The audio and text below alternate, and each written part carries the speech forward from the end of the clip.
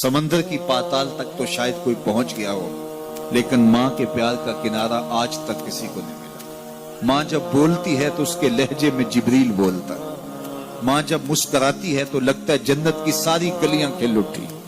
अल्लाह ने उसके सीने में वो दर्द, वो दरक, वो मोहब्बत, वो उल्फतों का एक जहां आबाद कर दिया है। माँ तो फिर माँ ही होती है।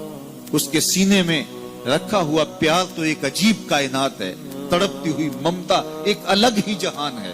कभी आपने देखा हो कि बच्चा घर से निकलता है, दुनिया की बड़ी बड़ी दानिशगाहों में उसका इंतजार हो रहा होता है, लोगों को अक्लो बीनश सिखाने जा रहा होता है। उसकी एक एक बात को लोग मोतियों की तरह झोलियों में डालते हैं और दुनिया की दानिशगाहों में, यूनिवर्सिटियों में और दरसगाहों में लोग उसके मोतियों जैसे जुमले सुनने के लिए बेताब होते हैं कि ये अक्लो बीनश का मुरक्का है, ये फहमो इदराक का पहाड़ है, इसकी बातें जिंदगी गुजारने का गुर सिखाती हैं।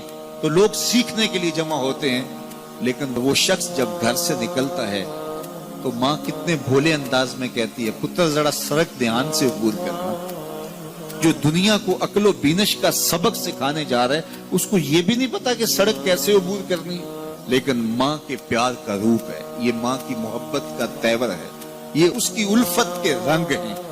और जब तक बच्चा घर पलट नहीं आता, बेटा वापस नहीं पहुंच जाता, माँ के दिल में खटका रहता है और वसवास में रहती है और बेटे के लिए दुआएं मांगती रहती है कि मेरा बेटा खैर से घर पलट आए।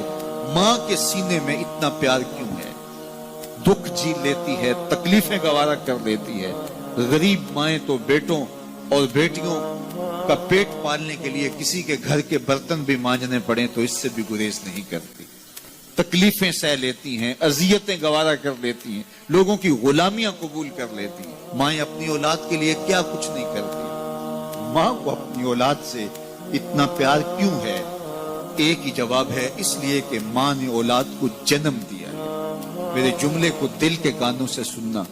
जिस माँ ने जन्म दिया है वो इतना प्यार करती है, तो जिस रब ने खलक किया है वो कितना प्यार करता है। जन्म देने वाली के प्यार का ठिकाना कोई नहीं, तो जो खलक करने वाला है उसके प्यार का अंदाजा कौन कर सकता? तो माँ गवारा नहीं करती कि मेरा बेटा भूखा रहे, तकलीफ में रहे, बेटा भूख में तड़पे, तो माँ बेचैन हो जाती है। तो जो 70 माओं से ज्यादा प्यार करता है, उसने कैसे गवारा कर लिया कि मेरा बंदा भूखा रहे? सहरी का खाना खाया है, कड़कती दोपहर है, बरसती गर्मी है, जुबान पे पिपड़ी जम गई, हलक खुश्क हो गया, खाने के लिए पीने के लिए सब कुछ मुयस्सर है, लेकिन कहा नहीं एक घूंट भी नहीं लेना। वुजू करते भी एहतियात करना है, हलक से नीचे कोई कतरा उतर ना जाए, कुछ खाना भी नहीं। 70 माओं से ज्यादा प्यार करने वाले रब ने ये कैसे गवारा कर? इस मसले को समझने के लिए फिर दोबारा माँ की आगोश में आना पड़ेगा। बेटा बीमार हो गया, माँ डॉक्टर के पास ले गई, उसने दवा तजवीज की, सिरप लिखा, वो कड़वा था, बेटा पीता नहीं। माँ ने जबरदस्ती उसको लटा लिया, उसका हलक खोला, मुंह खोला, उसमें कतरे सिरप के टपका रही है। बच्चा चीखता है, रोता है, लेकिन जूजू वो कतरे हलक से नीचे उतरते जाते हैं, माँ के चेहरे पे तमानियत आती जाती है। क्या माँ सफाक हो गई है? नहीं। माँ की ममता छिन गई? नहीं। वो जो बेटे की आंख में आंसू नहीं देख सकती थी, वो तड़पते हुए बच्चे को देख के मुतमईन क्यों है?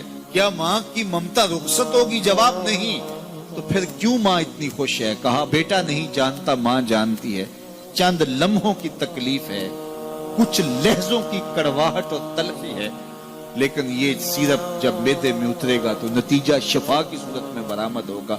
माँ की निगाह इस कड़वे सिरप पे नहीं, माँ की निगाह नतीजे पे है।